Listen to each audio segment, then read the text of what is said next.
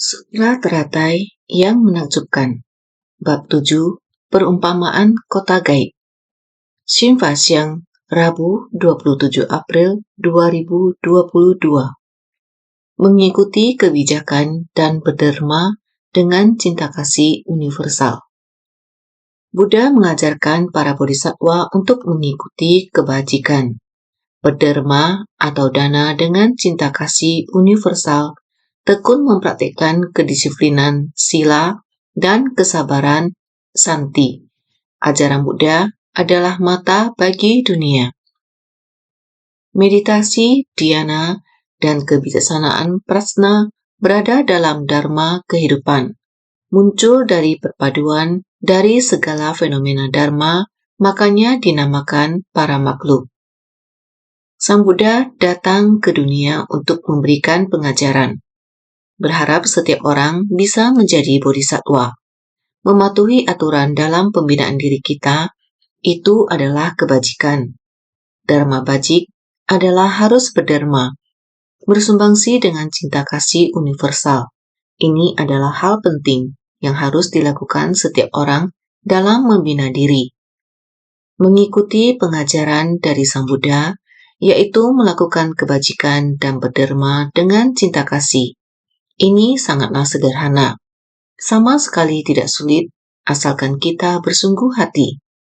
Tiada hal yang tidak dapat dilakukan. Sebersih cinta kasih ini merupakan sifat hakiki setiap orang. Lagi pula mengikuti kebajikan di antara kita, di antara sesama saling mengikuti kebajikan. Ini adalah hal yang paling bersukacita. Interaksi di antara kita, itu yang seharusnya dimiliki di dunia kita. Jadi bukan hal yang sulit. Kita harus lebih tekun mempraktikkan kedisiplinan sila dan kesabaran santi. Juga harus bersemangat virya untuk memahami praktik di jalan benar. Harus tekun dan bersemangat. Harus lebih memahami perilaku jalan benar. Ini juga tidak sulit ya. Menapaki jalan bodhisattva pada dasarnya adalah menjalankan 6 paramita dan puluhan ribu praktik. Berbuat kebajikan adalah berderma, dana. Upaya bersemangat, virya, kesabaran, kesanti. Kita tidak boleh kekurangan ini di dalam 6 paramita. Perilaku yang benar di dalam kehidupan manusia sebenarnya sedikit pun tidak sulit. Asalkan kita bersedia membangkitkan tekad, maka Buddha Dharma demi mata dunia, konsentrasi dan kebijaksanaan samadhi prajna lahir dalam Dharma. Kehidupan kita berdasarkan ajaran Sang Buddha. Sang Buddha adalah yang maha sadar. Kesadarannya terhadap nilai kebenaran yang ada di dunia sangat jelas. Jalannya ada satu. Arahnya konsisten seperti ini mengajari kita. Kita telah berdasarkan Dharma yang dilihat Buddha. Itulah sebagai arah kita, orang yang kelihatannya jelas akan membimbing arah kita. Kita juga sama dapat melihatnya. Arahnya adalah jalan ke arah sana. Ini sangat pasti. Tiada lain yang namanya sesat atau kesalahan. Kita harus percaya, ikuti jalan ini pasti tidak menyimpang dari jalan Dharma. Ini namanya konsentrasi. Tetapkan hati kita, bangkitkan kebijaksanaan kita, putuskan jalan ini tidak akan menyimpang, tidak ada kesalahan. Ini dari konsentrasi dan kebijaksanaan samadhi prajna, praktikan dalam kehidupan kita sehari-hari, ini adalah dharma kebajikan. Dharma kebajikan di dalam kehidupan kita, metode kehidupan tidak lepas dari praktik 6 paramita. Ini seharusnya kita sangat jelas, maka mempraktikkan 6 paramita adalah mencakup semua dharma kebajikan di dunia. Dharma kebajikan di dunia sangat banyak. Hanya dengan menerapkan 6 paramita bisa mencakup segala fenomena dharma. Masuk ke kerumunan masyarakat, kebutuhan para makhluk ada bermacam-macam. Kamu harus menyesuaikan diri dengan para makhluk. Memberikan mereka, berderma ke mereka, ada banyak jenisnya, berwujud dan tidak berwujud. Tidak terhingga jumlahnya, maka hanya satu praktik kebajikan sudah begitu banyak jenisnya. Apalagi kita berderma menegakkan sila. Dunia banyak perangkap, sangat banyak. Apakah kita punya kekuatan keteguhan? Sang Buddha menunjukkan metode yang benar. Apakah kita bisa terus maju ke depan tanpa menyimpang, tidak terpengaruh berbagai macam ajaran sesat dunia memikat kita ke dalamnya? Kita bisa teguh terus berjalan di arah jalan kebenaran. Ini harus melihat keteguhan kekuatan kita. Arah tujuan. Oleh karena itu kita harus berdharma, kita harus bisa menegakkan sila, mempraktikkan sila, harus mempunyai kekuatan keteguhan batin. Semua hal tidak boleh ada yang menyimpang, tidak boleh ada arah yang menyimpang. Dengan demikian, menghadap satu jalan pencerahan yang tepat, ini harus melihat kebijaksanaan kita.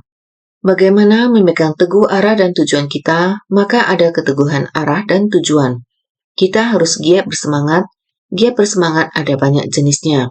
Karena dunia ada begitu banyak nafsu keinginan dapat memikat kita. Jika kita tidak hati-hati, maka kita akan terpikat. Kalau kita masuk ke dalam perangkap, maka tidak bisa melepaskan diri sendiri. Maka harus memahami bagaimana menghindari perangkap ini. Harus memahami keteguhan, mengatasi kesulitan. Inilah dinamakan giat bersemangat. Arah tujuan untuk giat bersemangat ada bermacam-macam. Semua ini bergantung pada apakah ketekunan dan semangat kita memiliki kekuatan samadhi. Ini sangat erat kaitannya dengan kekuatan samadhi. Apakah kita memiliki kebijaksanaan itu? Adanya kebijaksanaan, dengan sendirinya kita bisa membedakan yang salah dan yang benar. Dapat membedakan dengan jelas yang salah dan yang benar. Ini tergantung pada kebijaksanaan kita. Kita memerlukan kekuatan samadhi. Perlu kebijaksanaan, barulah kita bisa melatih berdharma. Kedisiplinan, kesabaran, upaya bersemangat, dan kesabaran. Di dunia ini ada berbagai macam kesulitan. Bagaimana kita mengatasinya? Ini tergantung pada tingkah laku kita. Di dalam kehidupan sehari-hari, kedengarannya sangat mudah. Seakan-akan tidak ada kesulitan sama sekali. Namun ketika kondisi muncul, ketika nafsu keinginan muncul, atau ketika situasi muncul, apakah cara kita berinteraksi dengan orang lain akan terpengaruhi? Ini semua terjadi di dalam kehidupan kita sehari-hari. Kalau tidak mengikuti ajaran Buddha, tidak akan menjadi hal yang sulit. Hanya saja keadaan eksternal, kalau kita tidak berhati-hati maka kita bisa tergoda. Jadi muncul dari perpaduan dari segala fenomena dharma, makanya dinamakan para makhluk. Makhluk ada berbagai macam. Hal yang bisa mempengaruhi kita, yang membuat niat pikiran kita muncul, yang menuntun kita menciptakan karma baik dan buruk kita masing-masing. Karena ada berbagai benih sebab dan kondisi pendukung, kita terlahir di 5 alam kehidupan dan 4 jenis kelahiran. Sehingga dikatakan sebagai kemunculan dari perpaduan dari segala fenomena dharma. Apakah kita mau terlahir di alam hewan? Artinya selama kita di alam manusia, kita tidak mengikuti aturan dan sila dan tidak mematuhi etika dan moral kemanusiaan. Ketika kondisi ini berpadu, maka kita akan terlahir di alam hewan. Ini adalah segala fenomena di dunia. Ini adalah fenomena negatif. Bila karma buruk berpadu, maka kita akan terlahir di alam hewan. Karma buruk tingkat tertinggi adalah membunuh, mencuri, dan berbuat asusila. Berbagai macam perilaku yang sangat buruk di dunia. Di masa depan, keburukan karma tingkat tertinggi itu. Jika itu berpadu, maka akan lahir di alam neraka, yaitu menjadi para makhluk yang berada di alam neraka. Alam setan kelaparan juga sama.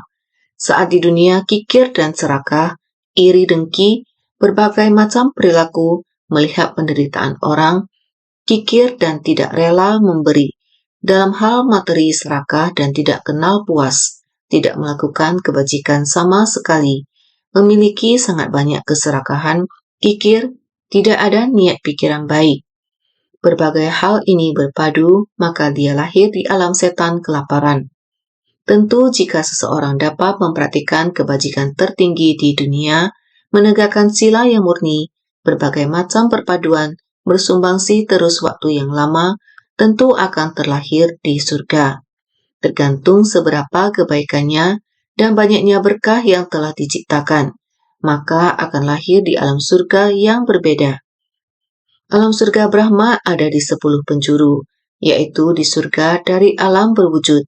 Sekarang yang kita bicarakan adalah Mahabrahma Sikkim, yaitu alam surga Brahma yang di bagian atas. Dia dapat terlahir di alam surga Brahma karena mempraktikkan kebajikan tertinggi di dunia. Melatih samadhi, menegakkan sila murni tertinggi. Oleh karena itu ada berbagai macam benih sebab dan kondisi pendukung yang terakumulasi untuk waktu yang lama. Oleh karena itu ada berbagai macam benih sebab dan kondisi pendukung yang terakumulasi untuk waktu yang lama, sehingga keharmonisan antara makhluk dan terlahir di surga. Jika di dunia bukan sangat bajik, maka tidak dapat terlahir di surga. Tetapi terlahir di dunia bisa melatih diri. Di dunia ada jalinan jodoh untuk dapat belajar ajaran Buddha. Sang Buddha lahir di dunia, Dharma Buddha tersebar di dunia. Pada saat Buddha masih hidup, apabila kita dapat berjodoh dan bertemu dengan kemunculan Buddha di dunia, dan Buddha akan memberi kita pengajaran, mengerti tentang ajaran, memahami arah yang benar. Kita selangkah demi selangkah mengikuti pengajaran Buddha dalam menapaki jalan kebajikan. Mengikuti ajaran Buddha, selain mempraktikkan ajaran Sravaka dan Praceka Buddha, kita masih bisa menapaki jalan bodhisattva dunia secara luas. Mempraktikkan berdharma demi cinta kasih universal, ini semua dilakukan di dunia. Walaupun Buddha sudah parinirvana, dharmanya masih ada di dunia. Dharma yang kita gunakan sekarang adalah dharma yang dibabarkan oleh Buddha Sakyamuni. Ajaran yang diwariskan, maka Buddha adalah guru pembimbing di 3 kelompok alam. Sama halnya juga adalah ayah pengasih dari 4 jenis kelahiran, maka Buddha berharap setiap orang dalam kehidupan sehari-hari dapat menapaki jalan bodhisattva. Inilah yang diajarkan Buddha kepada kita. Di zaman Buddha sebanyak mungkin menciptakan jalinan jodoh di dunia. Suatu hari Buddha berkata kepada Ananda, "Ananda, di luar ada sebuah jalinan jodoh, saya perlu pergi ke kota." Ananda dengan penuh hormat mengikuti Buddha pergi ke kota. Di sepanjang jalan, di antaranya berputar 1 kali di kota, semua orang yang melihat Buddha menghormati dengan sepenuh hati. Melihat Buddha, memberi penghormatan, memanggil nama Buddha, memuji kemuliaan Buddha. Setelah berjalan 1 putaran, saat kembali ke vihara, ada seorang Brahmana. Brahmana ini hanya dengan melihat Buddha, tata krama yang demikian, merasa sukacita dan hormat, mengikuti Buddha berjalan hingga vihara. Melihat sikap bermartabat dari Sang Buddha, melihat perilaku dan gerak tubuhnya dalam kehidupan dan tindakan sehari-hari, setiap anggota sangga juga demikian. Dalam kesehariannya memiliki aturan kedisiplinan. Setelah Brahmana ini melihatnya, setelah melewati suatu jangka waktu, dia kembali ke vihara. Buddha membabarkan Dharma, dia diam-diam duduk di sana mendengarkan Dharma. Setelah Sang Buddha selesai membabarkan Dharma, yang dipegang di tangannya dengan sangat hormat adalah sepotong kain. Kemudian dia datang, menghadap ke hadapan Sang Buddha, dan bernamaskara dengan penuh hormat, memberikan sepotong kain ini untuk dipersembahkan kepada Sang Buddha. Kemudian dia berkata, "Buddha, hari itu Sang Buddha berjalan melewati kota ini. Tanpa saya sadari, saya merasa sangat sukacita, dengan sangat seksama melihat tindakan Buddha, menemukan bahwa jubah Sang Buddha sudah robek beberapa lubang. Berpikir bahwa Sang Buddha sudah seharusnya dengan jubah yang sudah robek ini, memerlukan kain untuk menambalnya. Saya juga melihat bahwa hal yang sama untuk Sangha. Semuanya dalam melatih praktik keras, meskipun pikiran tidak memiliki keinginan, namun pakaian sudah robek. Harus ada sesuatu untuk memperbaikinya. Saya bekerja sangat keras, dan gaji yang saya terima Saya cepat-cepat pergi membeli sepotong kain. Saya membeli kain ini untuk dipersembahkan kepada Buddha dan para sangga. Tidak sanggup memberi setiap orang jubah, namun dengan sepotong kain ini, selain bisa untuk memperbaiki jubah Buddha, juga dapat digunakan oleh para praktisi lain. Semua orang juga dapat menggunakannya. Meskipun kehidupan saya tidak baik, saya pergi bekerja, saya dapat menghasilkan uang, saya dapat menyelesaikannya dengan cara seperti ini. Mohon Buddha dengan welas asih menerimanya. Buddha sangat sukacita, kemudian menerima kain ini, juga memberitahu kepada Brahmana ini. Berkatilah Anda, dan saya berharap di masa depan engkau juga sama seperti saya. Membangkitkan tekad untuk melatih diri, lebih banyak berderma, mempraktikkan cinta kasih universal di dunia. Setelah melewati 2 asamkhya kalpa, engkau juga bisa mencapai kebudayaan sama seperti saya. Berita ini menyebar keluar. Banyak orang berkata, sepotong kain kecil dapat mendapat ramalan yang begitu besar dari Sang Buddha. Buddha demikian bersukacita. Semua orang hendaknya harus membangkit tekad untuk memberi persembahan. Mulai dari saat itu, setiap kali orang-orang melihat para monastik, mereka akan timbul rasa hormat. Orang yang mendengar Buddha Dharma semakin meningkat. Apa prinsip kebenarannya? Pahala kebajikan dari berderma bisa sedemikian besar. Buddha senantiasa mengajari orang praktik 10 kebajikan. Ini adalah Buddha, memberi pengajaran sesuai dengan akar kapasitas para makhluk. Dengan adanya benih sebab dan kondisi pendukung ini, demikian dia pergi jalan-jalan, bisa membuat demikian banyak orang memperhatikannya. Bahkan baju yang dipakainya juga diperhatikan. Demikian menggerakkan orang patuh pada ajaran baik dari Buddha. Memperhatikan jalan bodhisattva, berderma dengan praktik cinta kasih universal. Ini juga merupakan kekuatan cinta kasih. Kelihatan adalah demikian sederhana, sebenarnya adalah demikian sederhana. Dapat memadukan segala fenomena dari Dharma, segala kebajikan adalah berasal dari sebersih niat pikiran. Segala kejahatan juga berasal dari sebersih niat pikiran.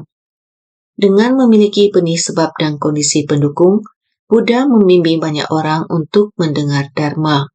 Dengan sendirinya setiap orang mempraktik Dharma bajik. Ini adalah metode untuk menyelamatkan para makhluk. Kita melihat yang sebelumnya. Naskah sutra yang sebelumnya, Buddha bisa datang ke dunia dengan sendirinya memberi banyak manfaat bagi semua makhluk.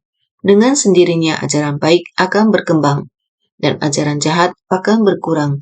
Dengan memiliki sebab dan kondisi untuk membabarkan dharma bajik, memberi ajaran bajik, orang mengamal segala kebajikan akan menjadi banyak. Sehingga Raja Dewa Brahma datang ke dunia memohon Buddha membabarkan dharma. Karena sudah lama Buddha tidak muncul di dunia, sehingga dharma bajik di dunia menjadi berkurang dan ajaran jahat menjadi berkembang. Berharap Buddha datang ke dunia untuk memutar roda dharma bajik. Ini adalah tekad dan ikrar para Dewa Brahma dari setiap penjuru memohon Buddha memutar roda dharma.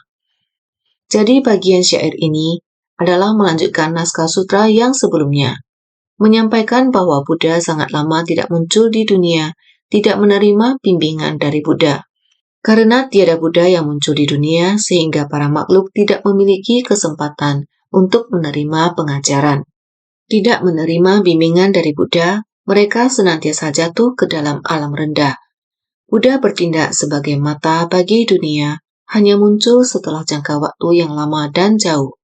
Menaruh iba pada semua makhluk, makanya muncul di dunia, melampauinya dan mencapai pencerahan sempurna. Kami sekalian sungguh senang dan bersyukur. Sutra Teratai Bab 7, Bab Perumpamaan Kota Gaib. Sudah kita bahas ini sebelumnya. Karena Buddha tidak ada di dunia, maka ajaran bajik tidak dapat bergulir.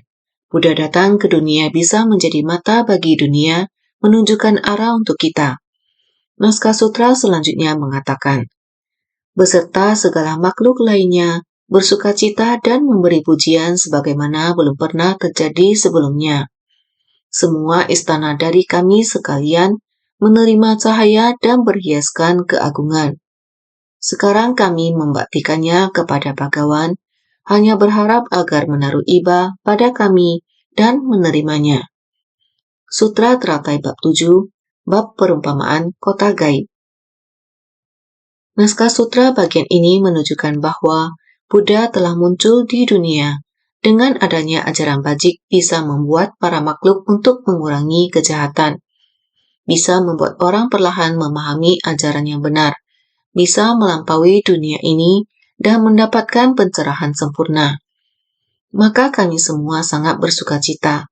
Bukan hanya para Raja Dewa Brahma yang bersukacita, juga masih ada semua makhluk, beserta segala makhluk lainnya, bersukacita dan memberi pujian sebagaimana belum pernah terjadi sebelumnya, beserta 4 kelompok dalam persamuhan, 8 kelompok dewa dan naga, semua bersukacita dan memberi pujian, hal yang dulu belum pernah terjadi. Selain para dewa alam Brahma, juga masih ada para makhluk yang lain. Semuanya juga sangat bersukacita. 4 kelompok dalam persamuhan, juga 8 kelompok dewa dan naga, semuanya memuji bukan hanya pada para dewa Brahma. Bukan hanya para dewa Brahma, bahkan 4 kelompok dalam persamuhan juga memuji, karena ketika para Brahma tiba, persamuhan sudah lengkap terpenuhi dan saatnya untuk memutar roda Dharma.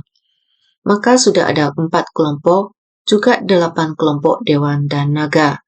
Mendengar para dewa Brahma juga datang memohon Buddha untuk memutar roda Dharma, semuanya menjadi lebih bersukacita. Bersukacita karena sebab dan kondisi pendukung untuk Buddha memutar roda Dharma menjadi bertambah.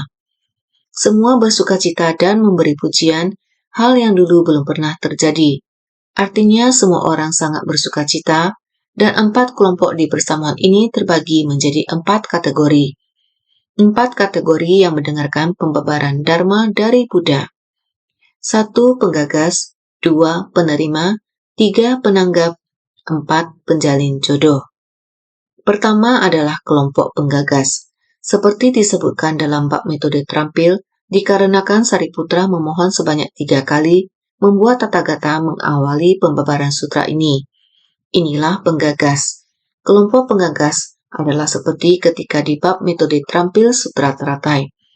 Pada saat itu, setelah Sang Buddha selesai samadhi, beliau memuji Dharma sejati dari ajaran satu kendaraan. Sang Buddha terus memuji kebijaksanaan Buddha yang menakjubkan. Terus memujinya, bagian naskah sutra itu juga sangat panjang. Dalam persamuan itu, Sariputra yang terunggul dalam kebijaksanaan terus mendengar Buddha memuji kondisi batinnya, ajaran kendaraan tunggal tersebut, kebijaksanaan dari ajaran kendaraan tunggal tersebut yang meliputi alam Dharma di seluruh alam semesta. Seluruhnya terkandung dalam batin Sang Buddha. Sebenarnya bagaimana baru bisa menghayati hal ini? Memohon kepada Sang Buddha untuk memberi pengajaran. 3 kali memohon, Buddha 3 kali menghentikan. Sariputra tetap memohon lagi, kedua kali dan ketiga kalinya. Lalu Sang Buddha pun mulai berkata, "Engkau telah memohon sebanyak 3 kali. Saya tidak mungkin tidak menyampaikannya." Sehingga baru mulai membeberkan Sutra Teratai, bab metode terampil, selanjutnya bab perumpamaan dan seterusnya, sampai sekarang. Ini disebabkan karena Sariputra yang merupakan penggagas, merupakan orang di persamuhan yang menyampaikan pertanyaan ataupun juga orang yang memohon pengajaran. Ini disebut sebagai penggagas. Penggagas dapat menginspirasi bagian naskah sutra, dapat menjadi penggagas, kemudian Buddha mulai membabarkan sutra. Ini disebut penggagas. Kedua adalah kelompok penerima.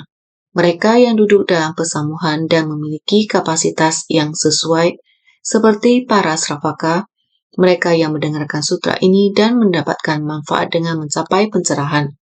Demikian juga sama dalam persamuhan Dharma.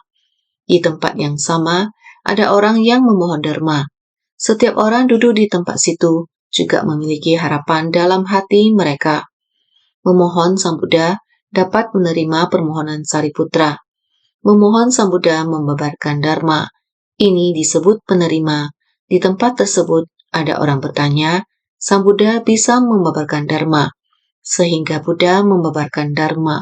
Suara keluar dari mulut Sang Buddha. Orang yang duduk di sini mendengar lewat indera telinga. Ini disebut Sravaka. Mendengarkan Dharma sejati, ini adalah para hadirin persamuhan, juga dapat mendengar Dharma dan mendapat manfaat. Sang Buddha mengatakan, telah memahami, meskipun ditanya oleh satu orang, semua orang mendengar semuanya. Banyak orang yang kapasitas tajam, setelah dia dengar, dia dapat memahami mendapatkan manfaat. Ini adalah penerima. Di tempat yang sama, adanya kesempatan jalinan jodoh untuk mendengar Dharma, ini disebut kelompok penerima. Ketiga adalah kelompok penanggap. Seperti Manjusri dan Avalokiteswara yang datang dari penjuru lain untuk membantu Buddha dalam membimbing para makhluk dan memperagung singgasana Dharma. Penanggap adalah datang untuk mendukung persamuhan. Seperti halnya di bab pendahuluan, setelah Sang Buddha membabarkan sutra makna tanpa batas, pada hadirin persamuan itu tidak bubar. Sang Buddha duduk di sana, memancarkan cahaya dan tanda keagungan. Semua orang bertanya-tanya, mengapa hari ini setelah Buddha selesai membabarkan Dharma, masih belum ada niatan untuk bangkit dari tempat. Buddha masih duduk dan memancarkan cahaya. Tanda keagungan dengan memancarkan cahaya, semua orang saling memperhatikan. Saat itu ada Manjusri, Maitreya, dan Avalokiteswara. Semua ini adalah bodhisattva yang datang dari tempat jauh untuk mendukung persamuhan. Mereka memperagung persamuhan. Manjusri dan Maitreya bangkit untuk saling berdiskusi untuk mempengaruhi persamuhan. Para hadirin persamuhan setelah mendengar sutra makna tanpa batas, seharusnya bersukacita kemudian memberi hormat, lalu meninggalkan persamuhan. Tetapi Buddha demikian memancarkan cahaya dan tanda keagungan. Semua orang tidak bubar, sekelompok bodhisattva yang agung ini juga sama masih berada di tengah persamuhan. Melihat semua orang saling pandang satu sama lain tanpa tahu apa yang hendak diperbuat. Dengan sendirinya mulai saling berdiskusi, membicarakan Buddha Sakyamuni di masa lalu. Sebelum mencapai kebudaan dulu, pelatihan diri di masa lalu, ada Buddha Chandra Surya Pradipa. Di zaman itu, ini adalah kelompok penanggap, membuat semua orang memahami Buddha awalnya membina diri. Masa lalu ada jalinan jodoh yang begitu panjang, kalpa yang tak terhingga sebelumnya. Setelah melalui adanya, para bodhisattva dari tempat lain datang mendukung persamuhan. Untuk membuat semua orang memiliki harapan ini, wujud Buddha yang bercahaya sekarang, semestinya ada jalinan jodoh besar. Semestinya adalah waktunya hendak membabarkan Dharma Agung. Ini dinamakan kelompok penanggap. Membuat hati semua orang timbul kekaguman. Berharap Sang Buddha bisa keluar dari samadhi dan membabarkan Dharma. Jadi ada Sariputra yang mulai memohon Buddha membabarkan Dharma. Juga sebelumnya ada kelompok penanggap, Manjusri dan Maitreya. Masih ada banyak lagi yang lainnya. 80.000 bodhisattva semua ada di tempat itu.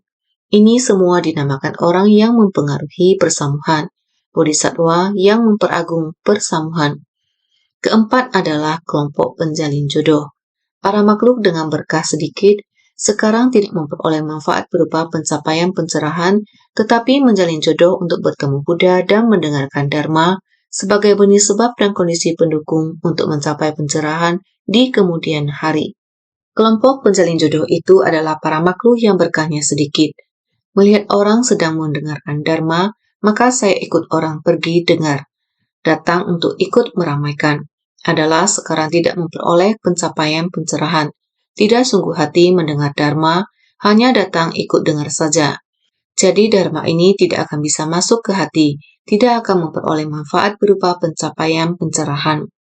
Jalinan jodoh bertemu Sang Buddha dan mendengar Dharma, hanya menciptakan benih sebab dan kondisi pendukung di kemudian hari. Agar bisa melihat kembali Buddha muncul di dunia atau mendengar ajaran Buddha, hanya bisa mempertahankan benih sebab dan kondisi ini. Ketika Buddha membabarkan Dharma, mereka tiada niat menerima Dharma, hanya menjalin jodoh ini. Jadi ini disebut kelompok penjalin jodoh. Ketika Buddha membabarkan Dharma tidak memperoleh manfaat, karena mereka tidak menyerap Dharma ke dalam batin. Mereka sedikit banyak mendengarkan namun tidak bersungguh hati. Jadi kehilangan semuanya. Ini disebut ada kebocoran. Setelah mendengar Dharma lalu bocor, dulu ada jangka waktu tertentu, terus memberitahu semua orang. Jangan biarkan Dharma bocor setelah mendengarkan. Hanya di tempat ini, sebagai kelompok penjalin jodoh, demikian sangat disayangkan. Ada 4 jenis, di persamuhan ada 4 kelompok. Tentu saja kita juga sering berbicara 4 kelompok murid. 4 kelompok murid, 2 kelompok rumah tangga, dan 2 kelompok sangga. Namun 4 kelompok yang dikatakan saat ini adalah ketika Buddha membabarkan Dharma. Ada 4 jenis, penggagas, penerima, penanggap, penjalin jodoh. 4 kelompok ini semuanya ada di persamuan ini. Jadi, semua istana dari kami sekalian menerima cahaya dan berhiaskan keagungan. Kami sekalian para raja Dewa Brahma menerima cahaya Buddha sehingga berhiaskan keagungan. Kami datang dengan menaiki istana mustika surgawi. Ini adalah para raja Dewa Brahma. Semua orang berkata demikian. Selain mereka bersukacita, 4 kelompok yang hadir juga bersukacita. Kami semua orang sangat tulus, bahkan membawa istana kami. Adalah karena pancaran cahaya Buddha ini membuat kami mengikuti cahaya datang ke sini, mengikuti sumber dari cahaya. Jadi kami sekalian, para Raja Dewa Brahma, menerima cahaya Buddha sehingga berhiaskan keagungan. Semua istana sangat agung, semua istana demikian adanya. Orang-orang semuanya telah tiba, ini adalah menunjukkan pikiran yang tidak berwujud. Semua datang ke hadapan Buddha dengan penuh ketulusan. Sekarang kami membaktikannya kepada Bhagawan, hanya berharap agar menaruh iba pada kami dan menerimanya. Sekarang kami membuktikan istana kepada Bhagawan, hanya berharap dapat berbaik hati untuk menerimanya. Ini cukup menunjukkan ketulusan yang mendalam. Pada saat ini, dengan sepenuh hati dan sangat tulus, semua yang berwujud dan yang tak berwujud semua dipersembahkan kepada Buddha. Dengan sangat tulus dan hormat, agar Sang Buddha dapat menerima dengan welas asih, seperti Brahmana itu dengan niat mempersembahkan sepotong kain. Walaupun Brahmana itu sangat miskin, tapi dia telah melihat, membangkitkan sebersih niat dan bekerja dengan maksimal. Kain yang dibeli dipersembahkan, memohon kepada Sang Buddha yang mulia agar dapat menerima persembahan kita. Demikian juga dengan alam Brahma. Niat yang sama, walaupun mereka berada di istana yang sangat agung dan kaya, mereka juga memiliki sebersih niat memohon kepada Sang Buddha, menaruh irba pada kami dan menerimanya. Berharap Sang Buddha yang dijunjung tinggi dapat menerima kami. Kami memberi persembahan dengan tulus, menunjuk ketulusan kami. Dari sini bisa kelihatan ketulusan yang mendalam. Sangat tulus dan mendalam, sangat dalam. Ketulusan ini bukan ketulusan yang dangkal, tapi adalah ketulusan yang sangat dalam. Saat niat ketulusan berlimpah-limpah, jika kalian ada baca gata pendupaan. Saat niat ketulusan berlimpah-limpah, demikianlah, sangat tulus dan sangat mendalam. Semua materi persembahan dipersembahkan kepada Sang Buddha, ini menunjukkan niatan mereka. Sebenarnya, Buddha mana mungkin menerima istana ini, tapi mengungkapkan maksud hati mereka, Buddha telah memahaminya. Ini adalah satu gambaran, kalau tidak kehidupan Buddha, kehidupan sebenarnya adalah seperti yang dikatakan tadi. Semua orang mampu menahankan penderitaan, harus bisa mengatasi nafsu keinginan. Walaupun sering dalam naskah sutra mengatakan, Raja memberikan persembahan.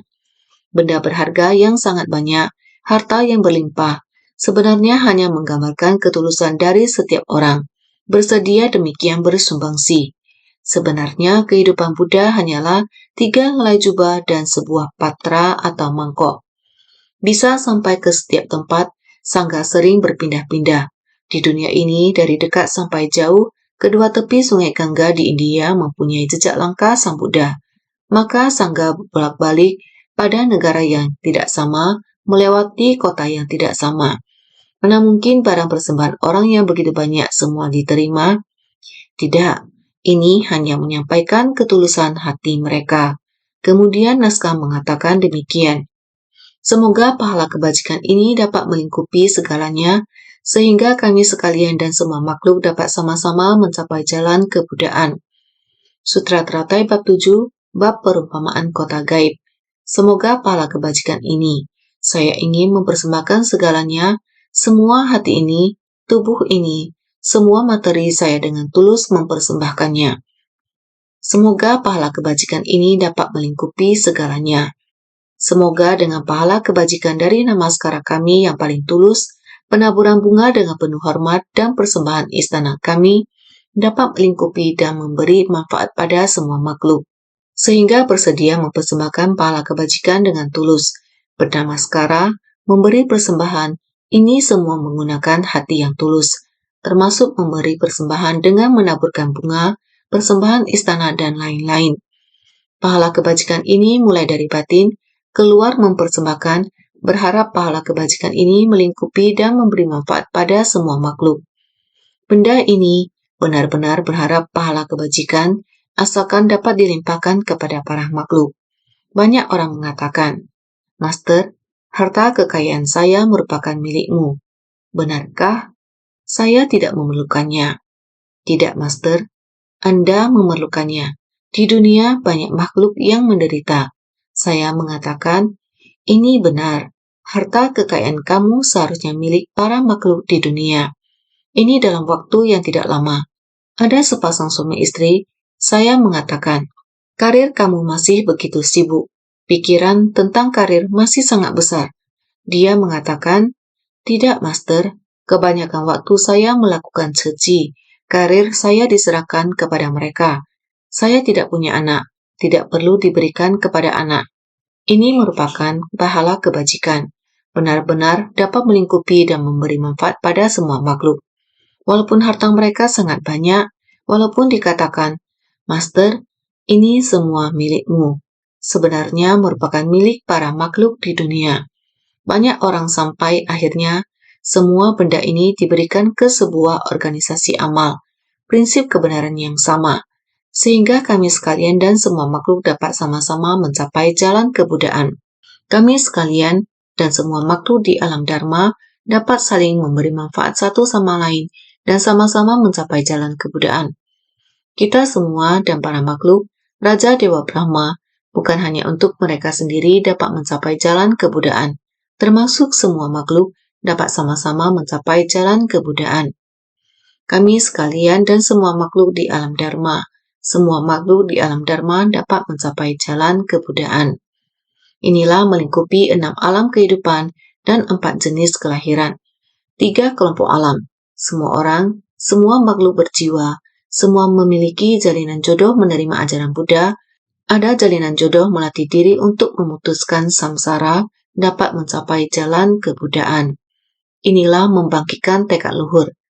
Tadi kita telah mengatakan, Buddha mengajari bodhisattva mengikuti praktik kebajikan, berderma dengan cinta kasih universal, ini yang tadi kita katakan. Sehingga kita harus giat melatih sila, samadhi, dan kebijaksanaan. 6 paramita dan puluhan ribu praktiknya. Raja Dewa Brahma juga demikian.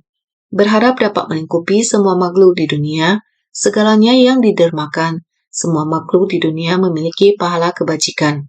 Inilah para Raja Dewa Brahma, terutama Ikrar Maha Brahma Sikin. Kita setiap orang juga harus memiliki hati demikian. Bukan hanya demi diri sendiri, harus demi para makhluk di dunia. Memohon ajaran Buddha berada di dunia selamanya, inilah kita senantiasa harus lebih bersungguh hati.